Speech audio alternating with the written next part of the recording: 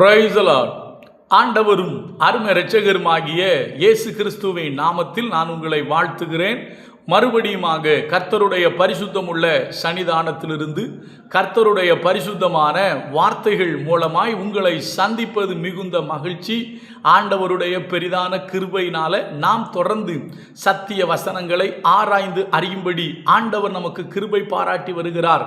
ஆண்டவருடைய பெரிதான கிருபையினால இந்த வாரம் முழுவதும் நாம் தொடர்ந்து தியானித்து கொண்டு வருகிற காரியம் புறஜாதி ராஜாக்கள். புறஜாதிகளில் உள்ள ராஜாக்கள் எப்படி வாழ்ந்தார்கள் என்பதை நாம் தொடர்ச்சியாக பார்த்து கொண்டு வருகிறோம். அபிமெலேக்கு என்று சொல்லக்கூடிய பெலிஸ்திய ராஜாவை நம்ம பார்த்தோம். அதற்கு பின்பதாக பார்வோன் நேகோ என்று சொல்லக்கூடிய எகிப்திய ராஜாவை நம்ம பார்த்தோம். அதற்கு பின்பதாக மேதிய ராஜாவாகிய தரியு ராஜாவை குறித்து பார்த்தோம். இவர்கள் எல்லாரும் எப்படிப்பட்டவர்களாய் இருந்தார்கள் என்பதை நம்ம பார்த்தோம். ஆனால் இன்றைக்கு தேவன் புறஜாதி ராஜாக்களிடத்தில் செய்த மகத்தான ஒரு கிரியையை சொல்ல போறேன்.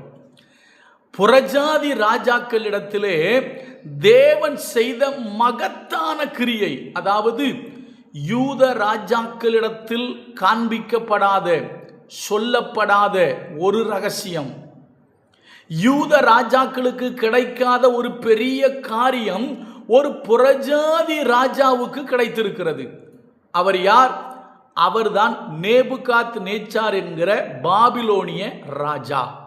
பாபிலோனிய ராஜா புறஜாதி ராஜா தான், சரியா? நேபுகாத் நேச்சாரை குறித்து நீங்கள் ஏராளமான காரியங்களை கேள்விப்பட்டிருக்கலாம். ஆனால் இவரிடத்தில் தேவன் செய்த கிரியையை சொல்லுகிறேன், கேளுங்கள். நிறைய இருக்கு. நான் ஒரு முக்கியமான காரியத்தை சொல்லுகிறேன். நேபுகாத் நேச்சார் ஒரு தரிசனத்தை, ஒரு சொப்பனத்தை கண்டார். வாசிக்கட்டுமா? 2 தானியேல் 2வது அதிகாரம். தானியேல் தீர்க்க தரிசன புஸ்தகம் 2வது அதிகாரத்தில் 1ஆம் வசனம். நேபுகாத் நேச்சார் ராஜ்யபாரம் பண்ணும் 2ஆம் வருஷத்திலே நேபுகாத் நேச்சார் சொப்பனங்களை கண்டான். அதனால் அவனுடைய ஆவி கலங்கி அவனுடைய நித்திரை கலைந்தது. நன்றாய் கவனியுங்கள். தேவன் ஒரு புறஜாதி ராஜாவிடத்தில் எப்படி வெளிப்பட்டிருக்கிறார்னு பாருங்க, எப்படி கிரியை செய்திருக்கிறார்னு பாருங்க. புறஜாதி ராஜா நேபுகாத் நேச்சார். இப்போ இந்த மனிதனுக்கு காண்பிக்கப்பட்ட சொப்பனம் என்ன நமக்கு தெரியும். இந்த சொப்பனத்திற்கு யாராலும் அர்த்தம் சொல்ல முடியாது. ஏன்னா இவரு சொப்பனத்தை மறந்துட்டாரு. சொப்பனத்தை பார்த்துட்டு சொப்பனத்தை மறந்துட்டு எனக்கு சொப்பனமும் சொல்லணும், சொப்பனத்துக்கு அர்த்தமும் சொல்லணும்னு கேட்டவர் நேபுகாத் நேச்சார். இப்பதான் கர்த்தர் அங்கே தானியேலை கொண்டு வருகிறார். தானியேல் மூலமாக அந்த சொப்பனம் வெளிப்படுத்தப்படுகிறது. அந்த சொப்பனத்திற்குரிய அர்த்தமும் வெளிப்படுத்தப்படுகிறது. என்ன? ஒரு பெரிய சிலையை கண்டார். நல்லா கவனிங்க. ரொம்ப ஷார்ட்டா அதை சொல்றேன். ஏன்னா தானியேல் தீர்க்க தரிசன புஸ்தகத்தை வைத்து 15 நாட்களுக்கு வேதபாட வகுப்பு நடத்துகிறவர்கள் உண்டு. அப்படியான காரியங்கள் அங்கு இருக்கிறது. தானியேலுடைய அந்த இந்த சிலை, தானியேல் புஸ்தகத்தில் நேபுகாத் நேச்சாருக்கு காண்பிக்கப்பட்ட இந்த சிலையை வைத்தே பல வேதபாட வகுப்புகளை நடத்துவார்கள். நான் 7 நிமிஷத்தில் இப்போ சொல்ல போறேன். நல்லா கவனிங்க அருமையான கர்த்தருடைய பிள்ளைகளே. தானியேல் தீர்க்கதரிசியின் மூலமாக நேபுகாத் நேச்சார் கண்ட சொப்பனத்தையும் அந்த சொப்பனத்துக்கு அர்த்தத்தையும் கர்த்தர் வெளிப்படுத்தினார். ஆனால் அந்த சொப்பனம் வெளிப்பட்டது யாருக்கு என்று சொன்னால் யூத ராஜாவுக்கு அல்ல, இஸ்ரவேல் ராஜாவுக்கு அல்ல, ஒரு புறஜாதி ராஜாவுக்கு தேவன் ஒரு மிக முக்கியமான ஒரு சொப்பனத்தை, ஒரு செய்தியை, இந்த உலகத்தில் பின் நாட்களில் நடக்க போகிற ஒரு முக்கியமான ஒரு காரியத்தை கர்த்தர் யாருக்கு வெளிப்படுத்தினார் என்று சொன்னால் புறஜாதி ராஜாவாகிய நேபுகாத் நேச்சாருக்கு வெளிப்படுத்தினார். அவர் அங்கே வெளிப்படுத்தினதுக்கு நிறைய காரணங்கள் உண்டு. அவர் இந்த சொப்பனம் கொடுக்கலன்னா தானியேல் வெளியே வந்திருக்க மாட்டார், சரியா? இந்த சொப்பனம் நேபுகாத் நேச்சாருக்கு வரல அப்படின்னா தானியேலை குறித்ததான காரியங்கள் வெளியே வராது. தானியேலை குறித்தும் தானியேலின் தேவனை குறித்தும் பாபிலோன் ராஜ்யம் அறிந்து கொண்டிருக்க முடியாது. அதுவும் ஒரு காரணம். ஆனாலும் ஒரு புறஜாதி ராஜாவுக்கு இவ்வளவு வெளிப்பாடு கர்த்தர் கொடுத்திருக்கிறார. என்ன வெளிப்பாடு? நமக்கு நல்லா தெரியும். சிலையினுடைய காரியம் என்ன? முதலாவது தலை தங்கமயமா இருக்கிறது. அந்த தங்கமயமான தலை யாரு? ராஜாவே நீங்க தான். உனக்கு பின்பதாக இன்னொரு ராஜ்யபாரம் வரும், அது வெள்ளி. இரண்டாவது வெள்ளி, மூணாவது வெண்கலம், நாலாவது இரும்பு, அஞ்சாவது இரும்பும் களிமண்ணும் கலந்த ராஜ்யம்.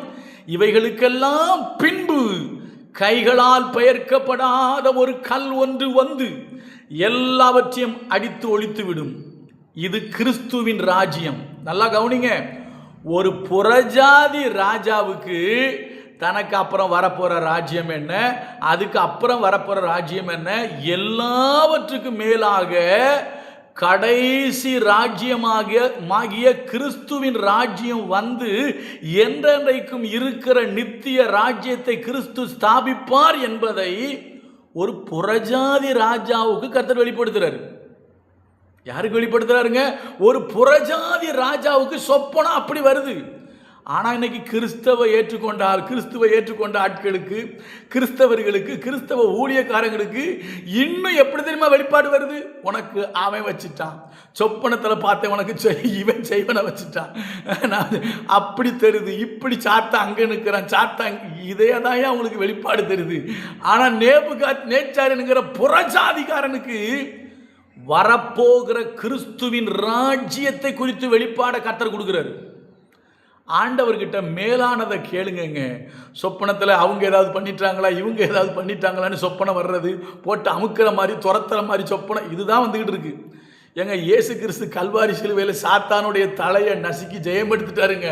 சாத்தான் நம்மளை ஒன்றும் பண்ண முடியாதுங்க, தைரியமா இருங்க. சரியா? மேலான ரகசியங்கள் ஆண்டவற்றை கேளுங்க. வருங்காரியங்களை கர்த்தர் வெளிப்படுத்தட்டும். ஏன்னா பரிசுத்த ஆவியானவர் யார் தெரியுமா? வருங்காரியங்களை வெளிப்படுத்துகிறவர். ஏன்னா இன்னைக்கு நிறைய பேருக்கு வர்ற கனவெல்லாம் இல்லாத பொல்லாத கனவெல்லாம் வந்துகிட்டு இருக்கு. நான் இப்போ அதுக்குள்ள போல நேரம் ஆயிரும். அப்போ நல்லா கவனிங்க கர்த்தருடைய பிள்ளைகளை. ஒரு புறஜாதி ராஜாவுக்கு பரலோகத்தின் தேவனானவர் இனி வரப்போகிறவைகளை காண்பிக்கிறார். வாசிக்கிற பாருங்க அந்த வசனத்தை. தானியேல் 2:45. இனிமேல் சம்பவிக்க போகிறதை மகாதேவன் ராஜாவுக்கு தெரிவித்திருக்கிறார். சொப்பனமானது நிச்சயம், அதன் அர்த்தம் சத்தியம். யூதா ராஜாவுக்கு யாருக்கும் வெளிப்படுத்தப்படலை. இப்படிப்பட்ட ஒரு கனவு யூதா ராஜாக்களுக்கு வரல. ஆனா ஒரு புறஜாதி ராஜாவாகிய நேபுகாத் நேச்சாருக்கு அவனுடைய ராஜ்யபாரத்தின் ஆரம்ப காலத்திலிருந்து இந்த உலகத்தின் ராஜ்யம் முடிவு பெறுகிற வரைக்கும், அதற்கு பின்பு கிறிஸ்துவின் ராஜ்யம் ஸ்தாபிக்கப்படுகிற வரைக்கும் உள்ள காரியங்களை கர்த்தர் வெளிப்படுத்தினார். அப்படி என்றால் என்ன அர்த்தம்? நம்முடைய தேவன் எல்லா காரியங்களையும் வெளிப்படுத்துகிற தேவன், வருங்காரியங்களை வெளிப்படுத்துகிற தேவன்.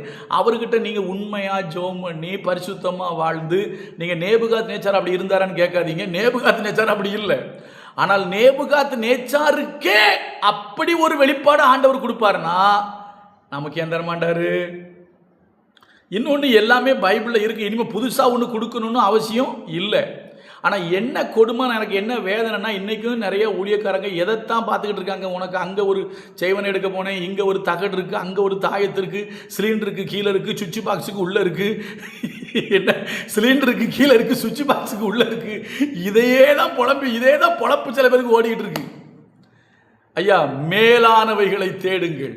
கர்த்தர் நல்லவர், அவர் கிருபை நம்மேல் என்றும் உள்ளது. God bless you.